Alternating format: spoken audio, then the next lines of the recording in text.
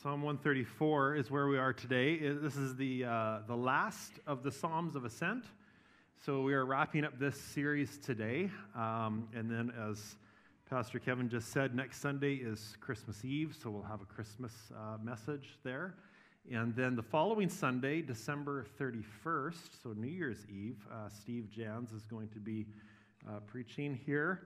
And so we're looking forward to that. And then the following Sunday, so the first Sunday of January, we're going to be launching a new series, and we're going to be going through the book of Ephesians. So if you want to read ahead on that, you can. It's only 6 chapters, but we're going to take it all the way through to Easter, which is just around the corner. Easter. Hey, you know what? Do you remember me saying that about Christmas? And that wasn't that long ago, was it? And here we are. Easter is early this year, in fact. It's the last weekend of March. So it really is just around the corner. So that's where we're headed. But for today, we are in Psalm 134, and we will finish up our series in these Psalms. This one is entitled, Come Bless the Lord. It is, in fact, a song of ascents, as we know, and it says, Come, bless the Lord, all you servants of the Lord, who stand by night in the house of the Lord. Lift up your hands to the holy place and bless the Lord. May the Lord bless you from Zion, he who made heaven and earth. This is the word of the Lord. I'd like you to, for a moment, consider your life. Consider your life, particularly in terms of your life as a spiritual journey. You know, we're all on a journey of some sort. We've all started somewhere. We are located somewhere at a present moment, and we're all headed somewhere. But think of it not in terms of your geography or your family history so much, but think about your spiritual journey for a moment. Think about where you've come from. Where did you start out? What are the things that have happened along the way? What choices have you made? What things have been chosen for you? Where have you come from? In other words, where have you been? And then consider, where are you now? Spiritually, where are you located now? In proximity to God. You know, we're all on a journey towards something, hopefully to God, but maybe you're on a journey away from God today. Maybe you're diverging from the path that He wants you to be on. Where are you in that? And then thirdly, think about where you're going. Where are you headed? What are you after? What are you longing for? What do you need and desire? What's your aim? What's the goal? What's the target? What's the ultimate destination, as it were? Because the unfortunate truth for all of us as human beings is that, as Eugene Peterson says, we often work hard for something, get it, and then find we don't want it. Have you ever experienced that in your life? I know I have, you know. And sometimes it doesn't even take attaining that thing to realize, oh, this was a big mistake. Sometimes we just have to start heading down that path towards what we think we want, and it turns out that's not what I want at all. That's not what I need. That's not the best thing for me. There's a scene in the movie Madagascar 3. Big Madagascar fans here today? If you don't know anything about Madagascar, all you need to know is it's an animated series of movies with a group of animals. That's all you need to know. That's the entire context that you need to know. And there's a scene in Madagascar 3 where this group of animals are on the train, and I believe they need to buy an airplane or something. I forget the exact context there, but they need money to buy something. And in that moment, as they're on the train, it's discovered that the penguin, because there is penguins in this group, the penguin that they call Skipper has spent all of the group's money. And now they can't do what they need to do, and all the money's gone. And what he's spent the group's money on is these teeth. And remember, he's a penguin. And they're gold-capped. They're gold-covered teeth. So they're kind of like these giant golden dentures. And he shoves them in his mouth, and he says, and now I can eat apples. Sadly, I discovered I don't like apples. And in some way, at some level, that's all of us, isn't it? Sadly, I discovered I don't like apples. So I hope what this series has done, I hope this series, this journey upward, has reminded us all of our journey towards God, that we are going up to God. We're going towards Him. Stephen Ewell in his book on these Psalms, says that through it all, one thing has remained constant through these Psalms, is that the psalmists never take their eyes off of God. This whole series has been about going to God. And if we think back on where we've come from, looking back right at the beginning in Psalm 120, we were told that the world is not the way it's supposed to be. People are not nice. I don't belong here. Because of this, I'm distressed, and my only hope is founding and calling to myself, to my friends, my family. No, calling out to the Lord. 121, simple reminder that the Lord is your keeper. Again, not me, not my friends, not my family. The Lord is my keeper. In 122, we saw how an orientation towards ordered worship results in an outflow of good for all and ultimately glory for me. No, glory for God. 123, we were encouraged to keep looking to the Lord, our God, for his mercy. In 124, we were reminded that God has delivered us from a past threat, given us a great present condition, and leads us toward a bright hope. In 125, we saw how trust in God is the foundation for security and stability in this life. 126 was about how present joy is built on past joy and looks toward future joy. 127 was how everything depends on God's blessing. In 128, it was true happiness can only be found within an eternal life that's rightly centered on, you guessed it, on God. And that life then is lived out within the context of the individual, the family, and the community. 129, you can prevail in spite of affliction because the Lord is righteous and he sets you free. 130, we saw how we have a role in our spiritual journey in terms of repentance, but ultimately it's God who redeems. 131, just a simple reminder to put your hope in the Lord. 132, we saw how Jesus is the fulfillment of all of God's promises. And then last week, 133, a great message on unity, the unity of God's people as a sign of God's blessing. Now here we come to 134, this invitation to come bless the Lord. Come, or behold, or now, bless, which can also mean praise, or it's a word too that can refer to kneeling down. So the idea of bowing down, kneeling, doing homage to. Come bless the Lord, all you servants of the Lord. These servants who stand, who serve, who minister by night in the house, that is the temple, or perhaps the shrine is another word there, in the house of the Lord. Okay, so that's verse 1. Who are these servants of the Lord? Why are they standing by night in the house of the Lord? So for some context, we can look back to places like Deuteronomy chapter 10. And at that time, the nation of Israel, as it were, was starting to get organized. God was starting to put structure in place and bring some order to things. And Deuteronomy is a retelling of the law, right? And it says there in Deuteronomy 10:8 that at that time the Lord set apart the tribe of Levi to carry the Ark of the Covenant. Remember the Ark of the Covenant? We talked about that quite a bit a couple of weeks ago. The Ark of the Covenant being the representation of God's presence with his people.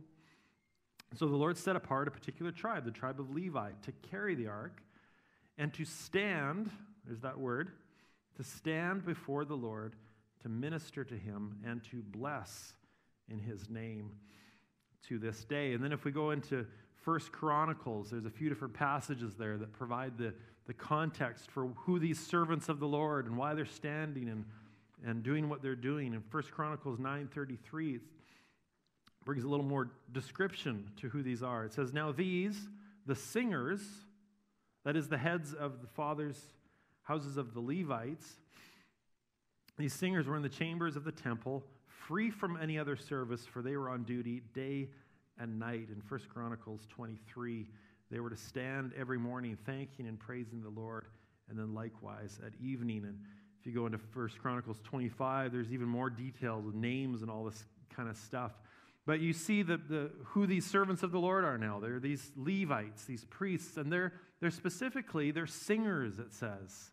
So if you were ever skeptical, as I have been at times, at my worst times in my life, if you've ever been skeptical about the value of singing in church, rest assured that God has deemed it important, and he does so right from the beginning. You know, because that's where I've been at times. Maybe you can relate to this. Like, why do we sing in church? Why? Like, is it some kind of just religious hokey karaoke, you know, with the words on the screen, and, you know, all we need is a little bouncing ball, and it's like, what are we doing here, right? That's me at my worst, okay? At my worst. But no, it matters. It's important. And it's incredibly biblical. So there is reason for us to stand and sing and praise God together. So picture the scene here now, right? This psalm that we're reading, this is a song that pilgrims would have sung. So they're singing their song, "Come bless the Lord, all you servants of the Lord." Those servants of the Lord, those Levites, they're singing praise to God. And so perhaps this is the pilgrims now leaving Jerusalem. They're on their way out, perhaps, right? They've traveled, they've ascended to Jerusalem, they've been there for the festival that they came for, and now they're heading out, they're heading back home. And on their way out, they see and they hear these Levites, these singers, and they're singing back to them, "Come bless the Lord, all you servants of the Lord who stand by night. We see you and we encourage you today."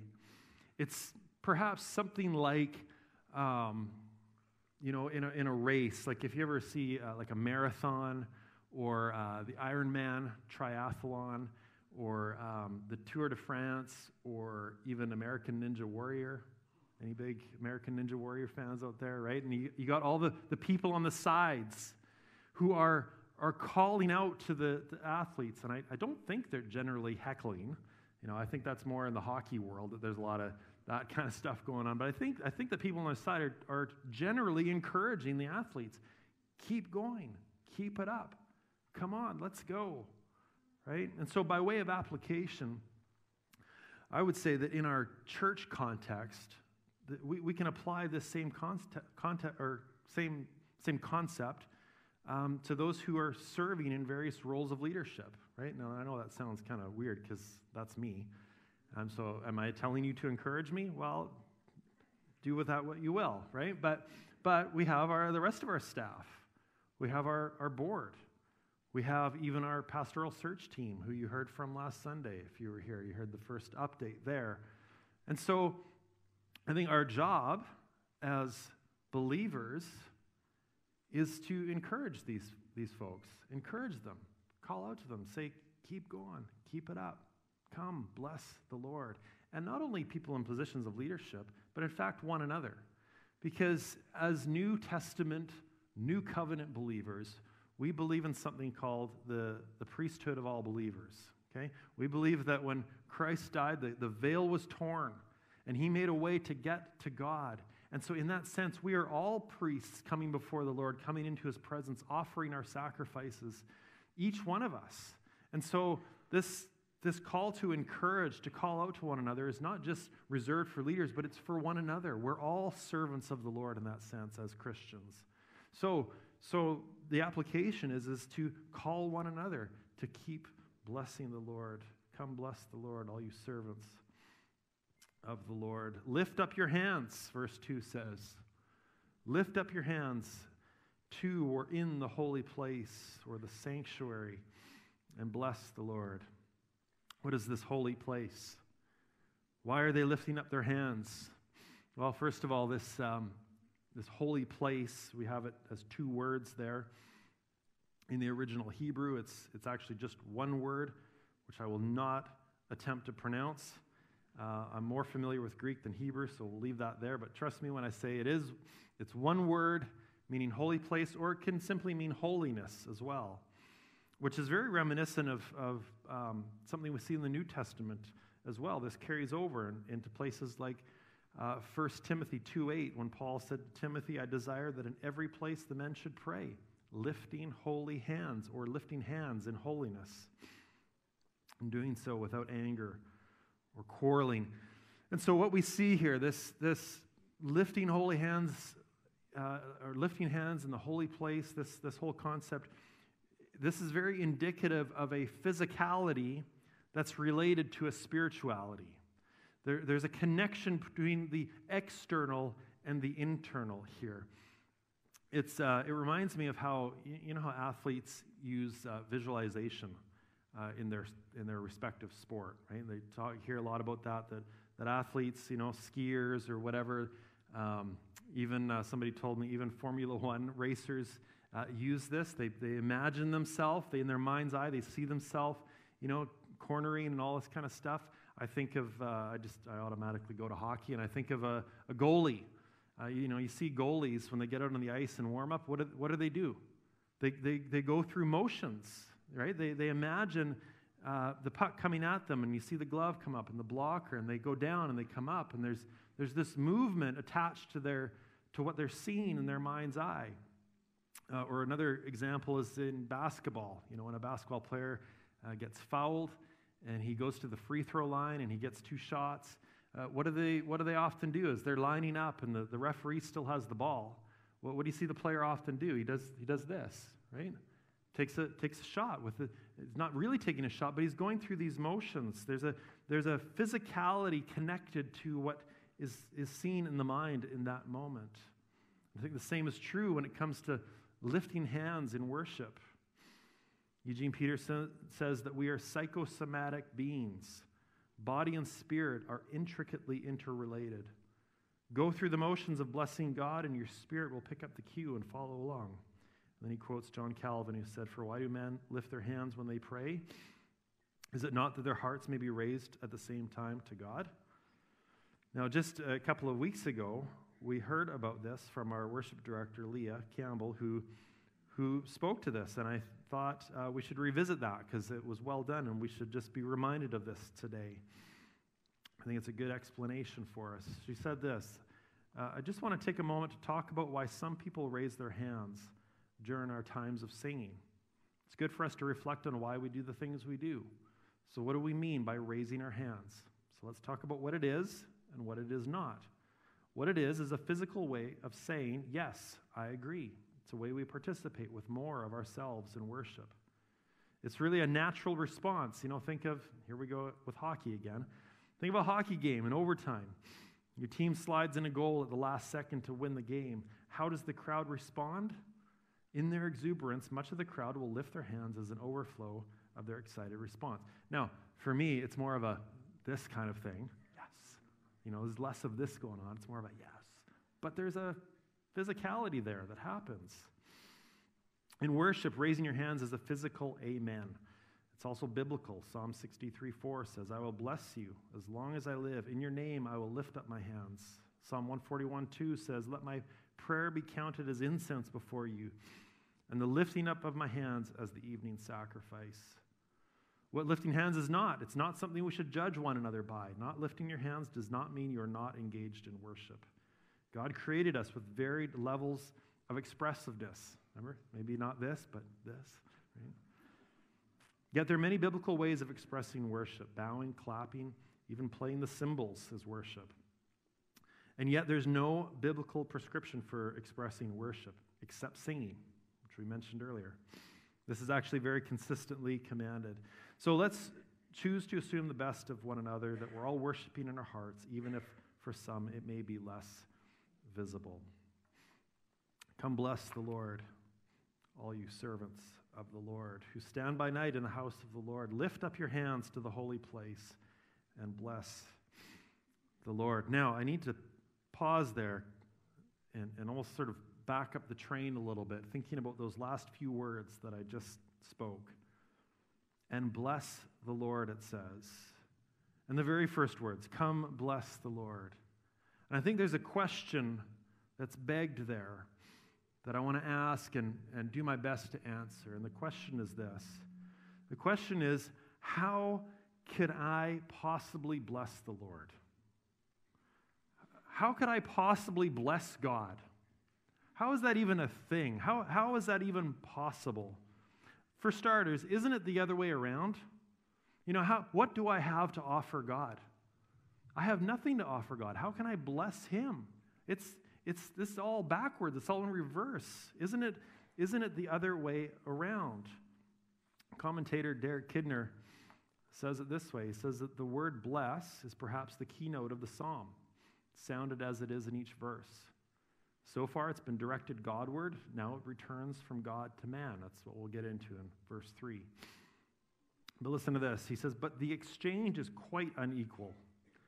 To bless God is to acknowledge gratefully what he is, but to bless man, God must make of him what he is not, and give him what he has not. The exchange is quite unequal. How could I possibly bless the Lord? What good do my words do? What good does it do to get together and sing some songs? What do my words matter to God? Does that really bless him?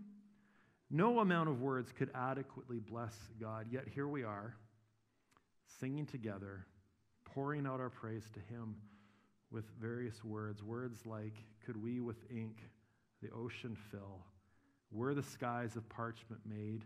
Were every stalk on earth a quill, and every man a scribe by trade?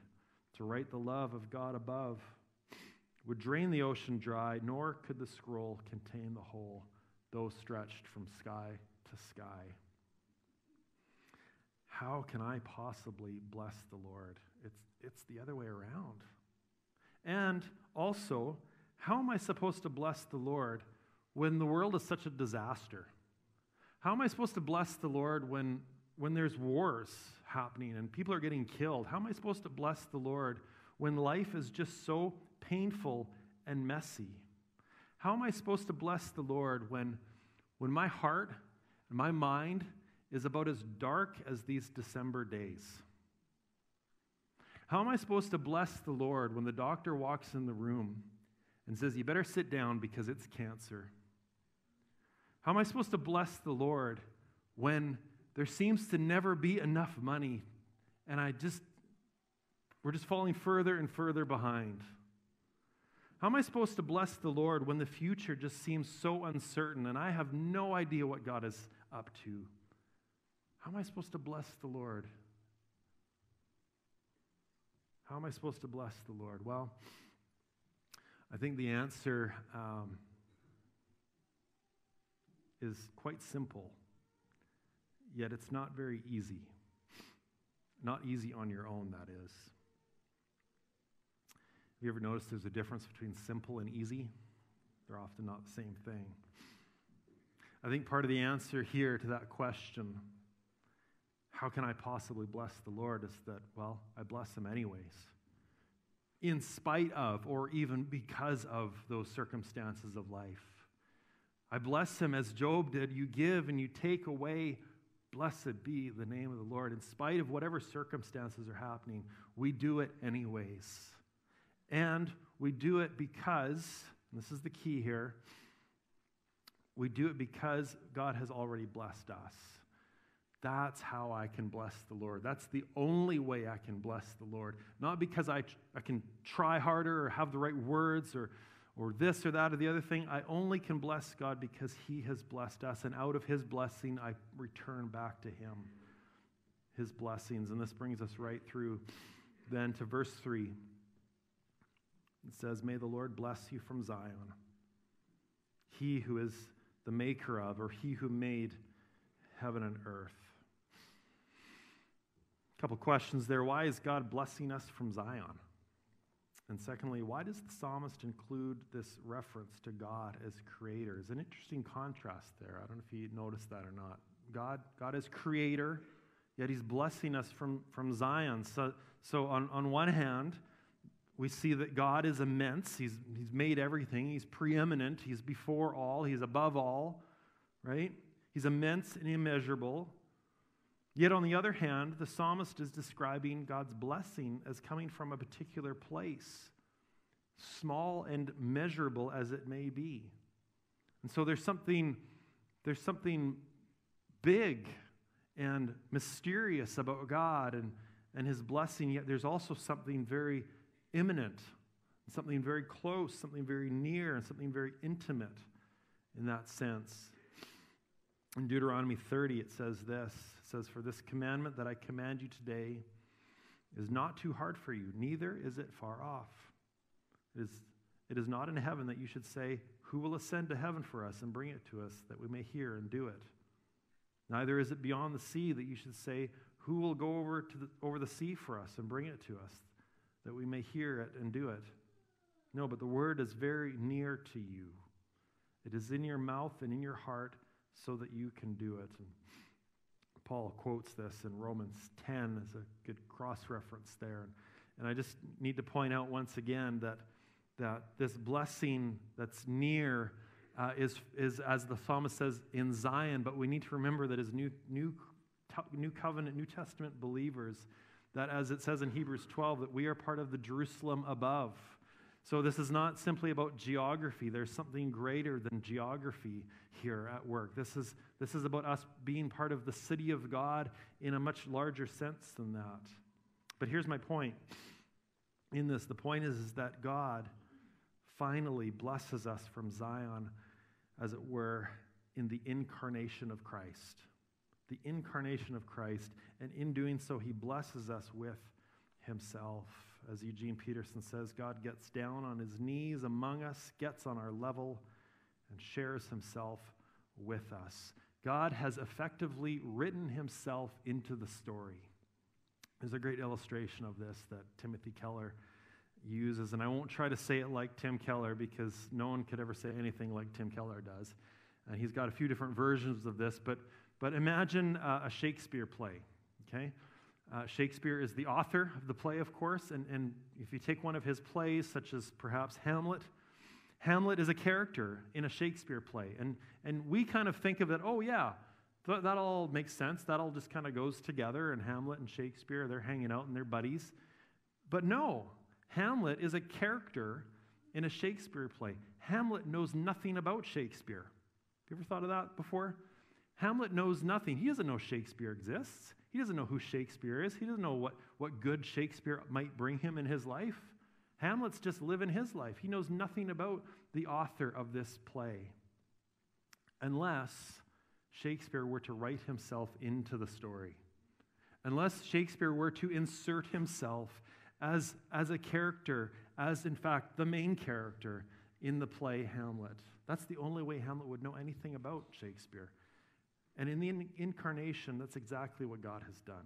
God has written himself into the story. He's inserted himself as Emmanuel, God with us. And that's really what Christmas and Advent is all about, isn't it? You know, we get so distracted at this time of year. I know I do. There's so many things going on and tasks to accomplish and gifts to buy and this and that and the other thing, and there's decorating and there's Christmas concerts, and you know the list goes on, and we feel a sense of overwhelm at this time of year. But really, what's it about? It's about Christ, isn't it?